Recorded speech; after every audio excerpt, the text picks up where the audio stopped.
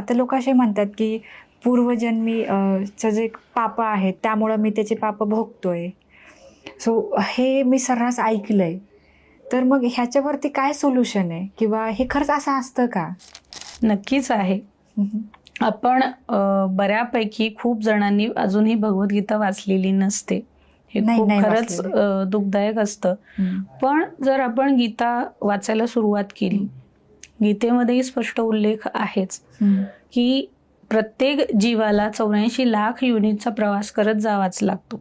आणि ते एक सायकल झालं, 84 लाखचं एक सायकल झालं. मग असे भरपूर एकापेक्षा जास्त सायकल्स आत्मा पार करत करत करत करत तो शेवटी जेव्हा त्याचं कर्म 0 होईल तेव्हा त्याला मोक्ष मिळतो. जर ती एखादी व्यक्ती तुमच्याशी चांगली वागते तर त्याच्याशी तुम्ही चांगलं कर्म केलेलं आहे, त्याला काहीतरी चांगलं तुम्ही ऑलरेडी दिलंय एखाद्या जन्मामध्ये, कुठल्याही जन्मामध्ये, आणि तो आता तुम्हाला चांगलं परत करतोय तुमच्याशी चांगलं वागून किंवा तुम्हाला सपोर्ट करून. याच्याच उलट बऱ्याच जणांची कंप्लेंट असते, स्पेशली सासू आणि सून हे जे नातं आहे, खूप कंप्लेंट्स असतात की सासू त्रास देते. ओके. किंवा अशाच प्रकारची नाती, किंवा काही ठिकाणी बॉस त्रासदायक असतो. मग हे का होतं?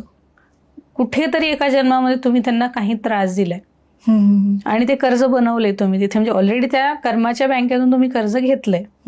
आता तुम्ही जेव्हा एकत्र एका जन्मामध्ये आलात, आता मग तुम्हाला ते EMI भरायचे आहे. संपूर्ण व्हिडिओ बघण्यासाठी द सारिका शो या YouTube चॅनलला आत्ताच भेट द्या.